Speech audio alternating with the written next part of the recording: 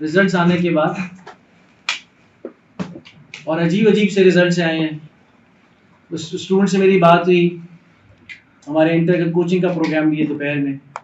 वो कह रहे सर पेपर तो जैसे आए थे वो तो आसान ही थे, कोई ऐसे पेपर खतरनाक किस्म के नहीं थे कि आदमी पेपर करके उठाओ और वो कहे कि यार ये पेपर में तो मेरे ये नंबर नहीं आने वाले। तो बहुत ज़्यादा स्टूडेंट्स परेशान थे कि ये कैसे हो गया। अच्छा अब तो हो गया। तो मेरा एक उसूल है जिसको मुझे बड़ा फ़ायदा हुआ है। वो उसूल क्या है कि भाई जो मेरे हाथ में नहीं है उसको रोने से कोई फ़ायदा नहीं। जिस चीज़ का मेरे पास इख्तियार नहीं है तो उसको मैं ठीक करके क्या कर सकता हूँ। हाँ, अब क्या हो सकता है, मैं उसमें डालूंगा, किसमें, स्क्रूटनी पे डाल सकता हूँ, दुआ मांग सकता हूँ, और अब आगे बढ़ना है। मैंने अब आगे बढ़ना है ना। रुकना, मायूस हो जाना, पीछे हट जाना, ये तो कोई इलाज नहीं है। ये तो कोई इलाज नहीं है, ये तो कोई सोच नहीं है। ये तो फिर इसका मतलब है वाकई में आप माठे स्टूडेंट हैं, आपके अंदर वो नहीं है। तो लाइफ में बड़े डिप्रेसिंग फेज आते हैं। जिंदगी तो नाम है ऊंच और नीच का, सेहत और बीमारी का, खुशी और राहत का। ये तो लाइफ में हर किसी के साथ है, चलता रहता है। कोई ना कोई चीज सेटबैक हो जाती है और कोई ना कोई अनएक्सपेक्टेड जो है ना वो खुशी मिल जाती है। मैं जब आईबी में पढ़ता था, हमने 46 कोर्सेज किए आईबी में। तो 46 कोर्सेज किए ना, तो बाज़ औक़ात टीचर एक्सपेक्टेड ग्रेड से बुरा ग्रेड दे देता था। हम बड़े रोते थे कि यार क्या ग्रेड लग गया। और बाज़ औक़ात क्या होता था कि एक्सपेक्टेड ग्रेड से अच्छा ग्रेड दे देता था टीचर। तो हम कहते थे कि यार ये कैसे हो गया कि एक्सपेक्टेड ग्रेड से अच्छा ग्रेड आ गया। मगर हमने देखा कि 46 कोर्सेज के अंदर जो एक ओवरऑल जो मेरा वो था, क्या कहना चाहिए, ओवरऑल जो मेरा ग्रेड था वो वही बना जो मेरा बनना चाहिए था। तो आप लोगों से रिक्वेस्ट ये है कि आगे क्या सोचना है, इधर देखें, इधर आगे का सोचना है, पीछे का नहीं सोचना। कोई फायदा है तो मुझे बताएं, कोई फायदा है तो एक भी फायदा बताएं। पीछे का सोचने से क्या फायदा होगा? कोई भी स्टूडेंट बोल सकता है क्या फायदा होगा? कोई फायदा नहीं, कोई लॉजिक नहीं ना। इल्ला ये कि आप पूरा फर्स्ट ईयर रिपीट करो और फिर क्या हो, ये दोबारा ना हो, क्या होगा? अभी भी तो पेपर अच्छे ही दिए थे ना आपने। तो अब आपने अपने आप को पहले मजबूत करना है। दूसरा है कि अपना इंटर भी बेहतर बनाना है। और मेरा स्कूल भी है, मेरे बच्चे माशाल्लाह, मेरी बेटी ने जो है वो इंटर किया है, मेरे एक बेटे ने ए लेवल्स किया है और दोनों ने टॉप मार्क्स से पढ़ा है। मेरा एक स्कूल भी है पीछे, दिलाब स्कूल, आप लोगों ने आते जाते देखा होगा। और मैं कितने कॉलेज के प्रोफेसर से, प्रिंसिपल से, लोगों से कनेक्टेड हूँ। तो मैं इल इन्फॉर्म नहीं हूँ, पहली बात तो मैं आपको थोड़ा सा ही बता दूँ। तो मैं आपके अर्ज ये करना चाह रहा था कि अब आपने आगे सोचना है। तो करना क्या है, लाइफ को थोड़ा सा और स्क्वीज आउट करना है। अपनी मेहनत को बढ़ाने का टाइम है, कम करने का टाइम नहीं है। मेहनत को कम नहीं कर, मेहनत बढ़ानी है। कोई चीज का हो गया, वजन बढ़ गया, कोई मसला हो गया, तो अब भाई उसको ठीक करने के लिए एक्सरसाइज बढ़ा दो।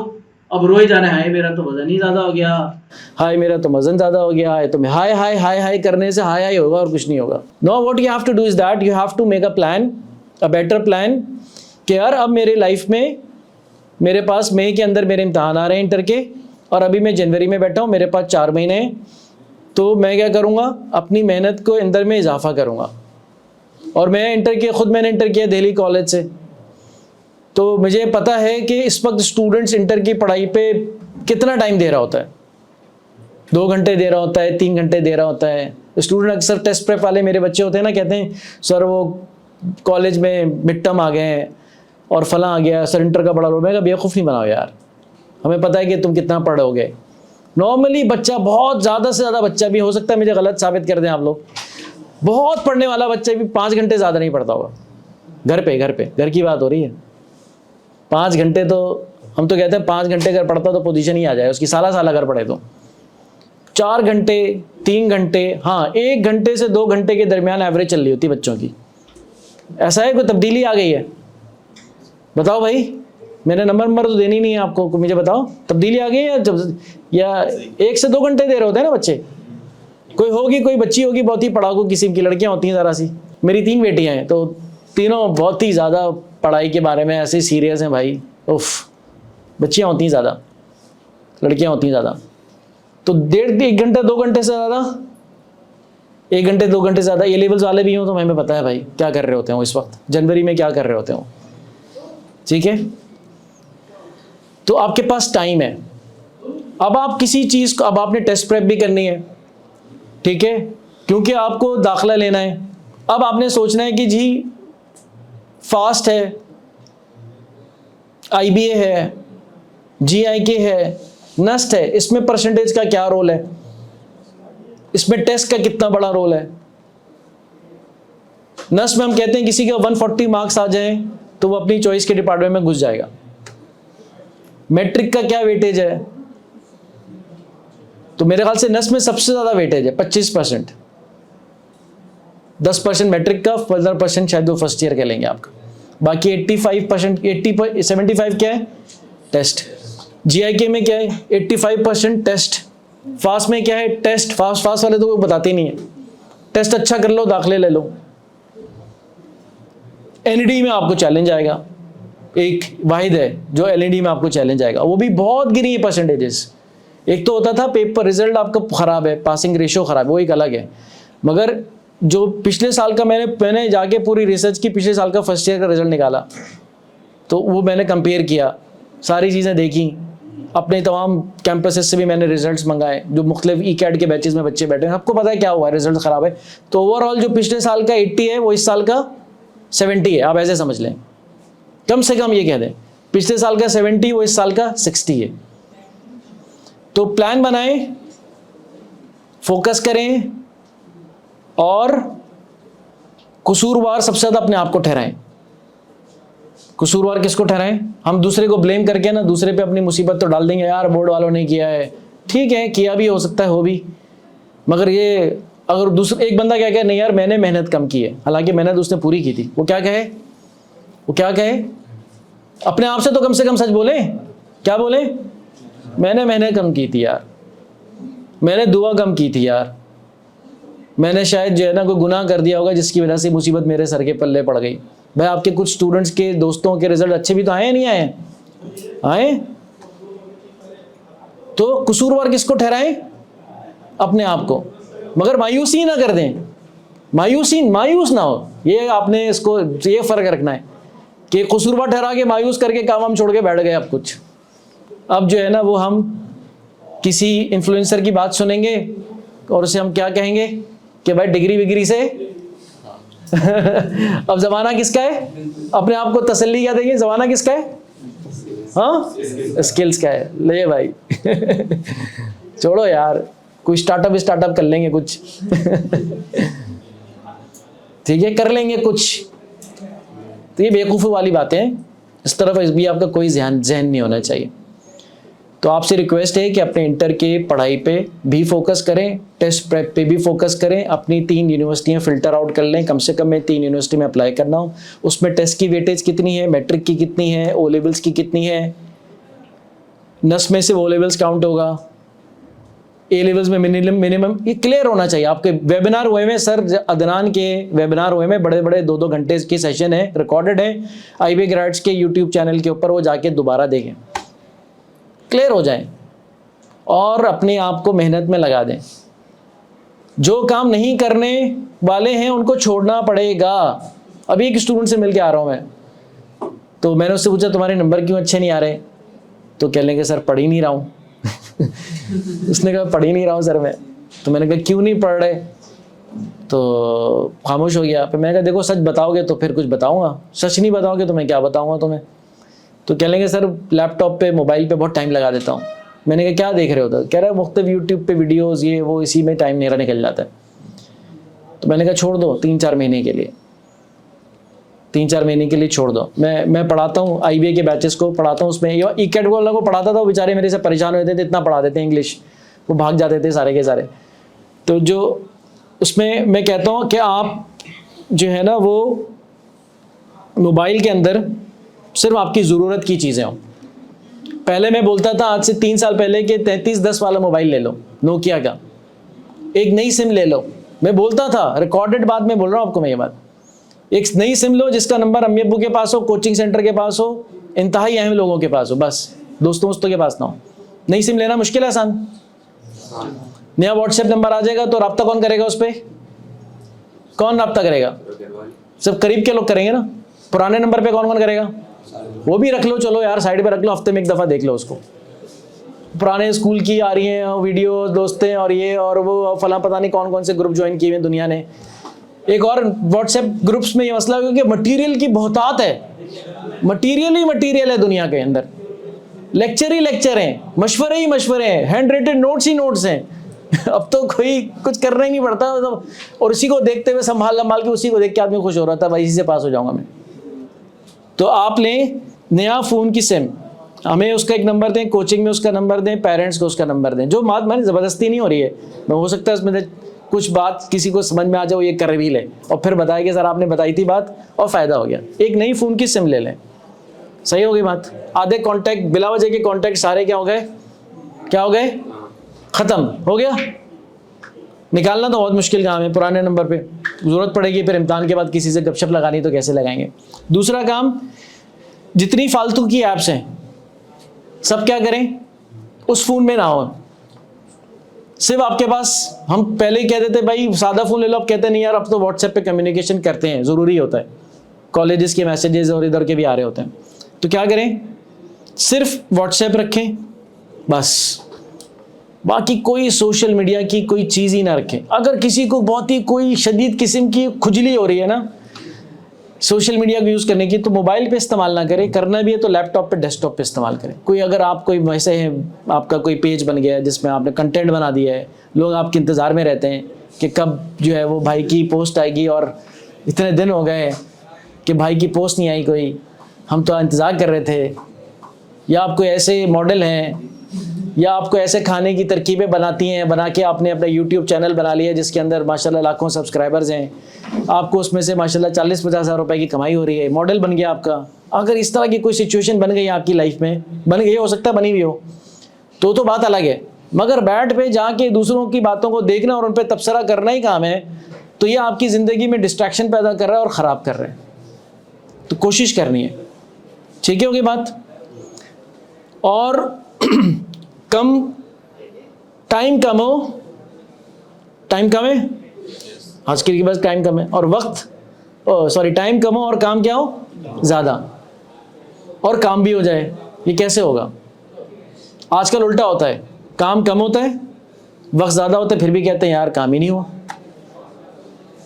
इसको क्या कहते हैं? एक काम को कहते हैं बरकत, एक कहते हैं बेबरकत। जब बरकत होती है तो कम चीज़ों में, कम वक्त में, कम चीज़ों में, कम वक्त में आसानी के साथ वो काम हो जाता है, तो कहते हैं बरकत हो गई यार, वक्त में बरकत हो गई। और बेबरकती क्या होती है कि टाइम भी ज़्यादा था, चीज़ें भी ज़्यादा थी, कोई मसरूफियत भी नहीं थी, कोई टेंशन भी नहीं थी, तो क्या हो गया? काम ही फिर भी पूरा नहीं हुआ। इसको कहते हैं बेबरकती। तो अल्लाह ताला ने हमें बग़ैर रहनुमाई की नहीं छोड़ा है। वो तमाम असबाब बरकत वाले हैं उन बताएं, और जो तमाम असबाब बेबरकत वाले वो भी बताएं। और आप सारे माशाल्लाह बहुत समझदार लोग हैं, बड़े इंटर की भी कम्युनिटी, ए लेवल्स की कम्युनिटी की, टेस्ट प्रेप की कम्युनिटी की भी वो लोग हैं जो बड़े सोच के साथ जो है ना वो वक्त पे तैयारी के लिए आ गए। हज़ारों में ऐसे स्टूडेंट्स होते हैं। तो आप बरकत वाले सारे अमालों को निकालें कि वो कामों से, किन कामों से बरकत होती है और किन कामों से क्या होती है? बेबरकती होती है। यार मेरी ज़िंदगी में बरकत नहीं है, मैं कहाँ से मिलेगी बरकत? तो बरकत को, बरकत के तमाम असबाब को मालूम करना, जुस्तजू के साथ उसको मांगना और उसको इख्तियार करना, उसमें लगना, ये आपका काम होना चाहिए, पहला काम ही होना चाहिए। सारे काम आसान हो जाएंगे। वो काम, और वो कौन से काम है जिनसे बेबरकती होती है? वो कौन से चीज़ें हैं, वो कौन से गुनाह हैं, वो कौन सी चीज़ें हैं? मैं तो आपको लेक्चर दूंगा, 1 घंटा पी जाऊंगा मैं इस पर भी आपका। मैं चाहता हूँ खुद मालूम कर लें आप लोग। मोटी मोटी बात क्या है कि वो तमाम काम जिनको अल्लाह ने करने को कहा है उसमें बरकत होती है, और जितने काम जिनको अल्लाह ने छोड़ने को कहा है उनमें बेबरकती होती है। नमाज को बग़ैर मेरे काम अच्छे हो जाएंगे, आज पढ़ाई अच्छी हो जाएगी, कैरियर अच्छा हो जाएगा, ये बहुत ही बड़ा धोखा है, बहुत ही बड़ा धोखा है। सुबह सुबह आपने बड़ा ब्लंडर मार दिया आपने, अपनी गाड़ी आपने टैंकर पे मार दिया आपने, लाखों रुपए का आपका नुकसान हो गया आपका। ये छोटा नुकसान है, और सुबह फजर की नमाज ज़ाया हो जाना ये बड़ा नुकसान है। सुबह सुबह ही आपकी अल्लाह मियाँ से कुट्टी हो गई। कहते हैं जो नमाज नहीं पढ़ता अल्लाह उससे नाराज़ है नहीं है? हम सबको पता है नाराज़ है, ठीक है।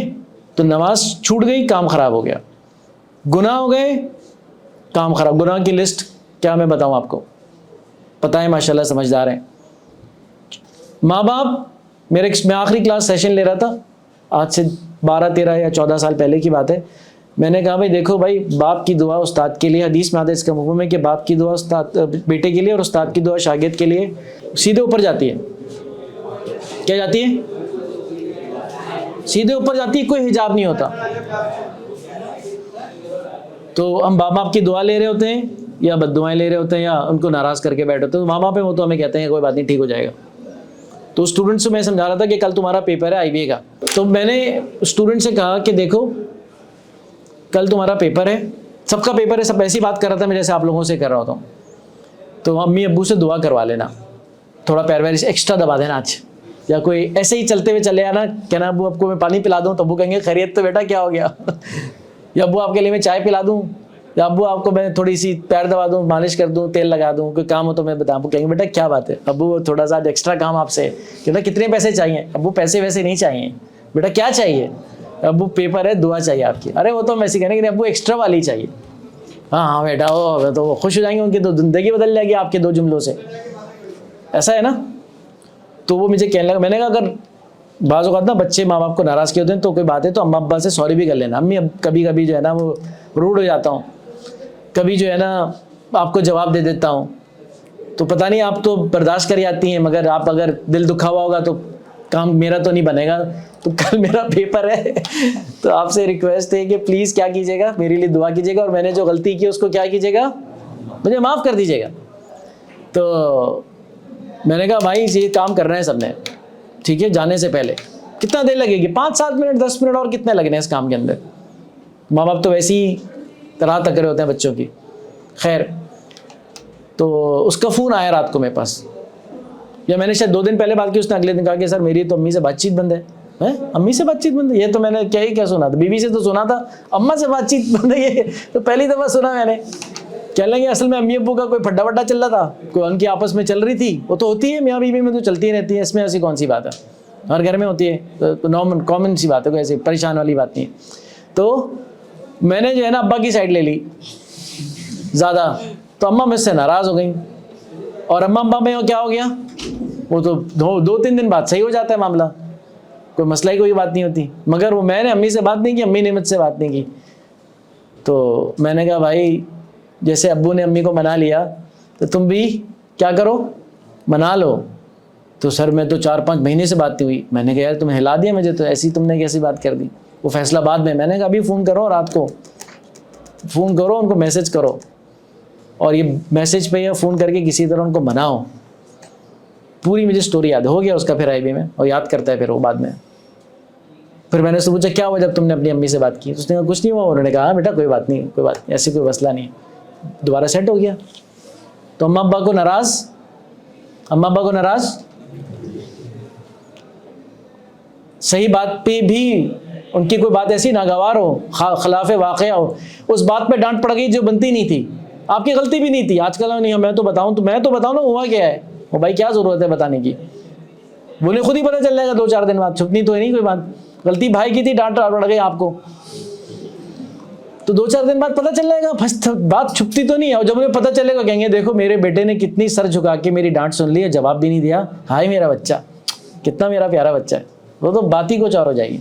मगर हमें भी तो आजकल होता है ना, we have to prove ourself right, कैसा कह सकता है हम सही हैं, मतलब ये तो पीछे तो हटना नहीं है।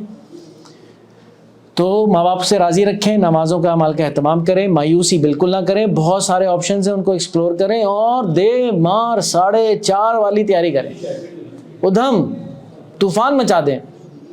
मैं कहता हूँ तैयारी जब शुरू होती है जब जिस्म में दर्द शुरू होता है, सर का दर्द शुरू हो जाता है, पढ़ के क्या हो जाता है, बाल बड़े हो जाते हैं लड़कों के। नाई के पास जाने का टाइम नहीं है, ये मजनू बिला वजह का नहीं बनना, मैं तरगीब नहीं दे रहा हूँ कि सब बाल लंबे करके आ जाओ, मगर टाइम ही नहीं होता। यहाँ तो माशाल्लाह मैं कभी एक दो दफ़ा ऐसे सहरी कर रही हूँ तो मैं चाय के होटल पे चला गया, कभी कभी रोज़ा रखता हूँ तो घर वालों को नहीं उठाता रात को, तो मैं करीबी चाय के होटल पे चला, बैठे हैं भाई लड़के बैठे हुए भाई, मजलिसें लगी हुई हैं भाई, पूरे पूरे गैंग बैठे हुए हैं लड़कों के रात को।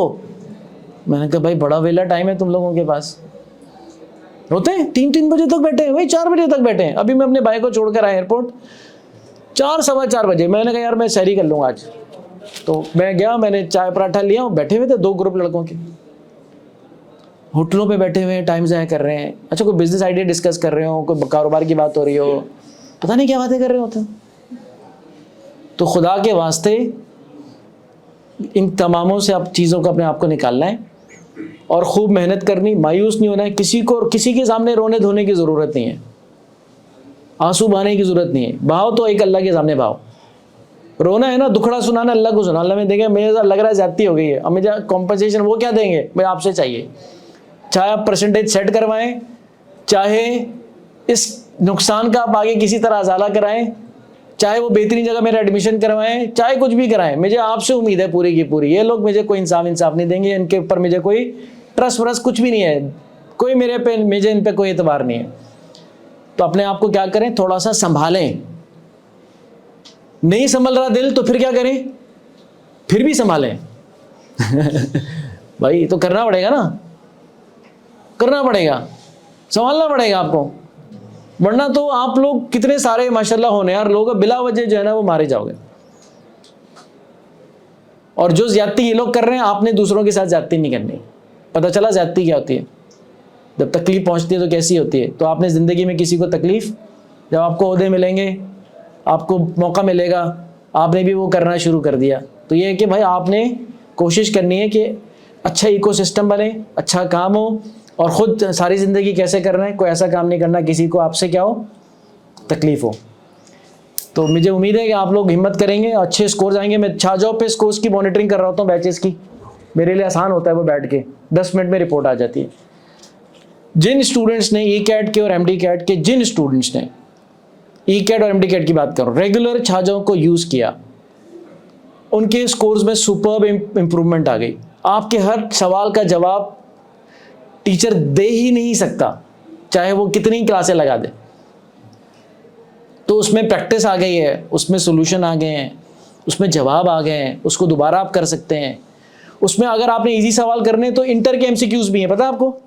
उस ऐप में आप जाएंगे तो इंटरमीडिएट के नई किताबों के तमाम के, मैट्रिक के तमाम के एमसीक्यूज़ आ गए हैं। वो तमाम एमसीक्यूज़ इन्हीं टॉप टीचर्स ने बनाए हैं। तो उनकी वो आसान सवाल हैं, उनकी प्रैक्टिस करें। फिर मुश्किल सारे आपकी जो प्रैक्टिस होने उनकी प्रैक्टिस करें, अपना एक शेड्यूल बनाएं और लग जाएं। और कोई अगर बहुत ही परेशानी हो, घबराहट हो, बेचैनी हो, तो फिर टीचर से ज़रूर रब्ता कर लें। तो आप लोग ब्रिलियंट माइंड है, आप लोगों के लिए बहुत सारी दुआएं, और इंशाल्लाह आप लोग अच्छा करेंगे सारा का सारा। सही है? कोई सवाल हो किसी के? 1-2 सवाल ले लेता हूँ, किसी के जहन में कोई सवाल हो? क्या कह रही है? कुछ नहीं। हाँ भाई सही है। हाँ मैंने बताया ऑप्शंस बहुत सारे हैं इंशाल्लाह। ठीक है जी, जज़ाकल्लाह, thank you for your time.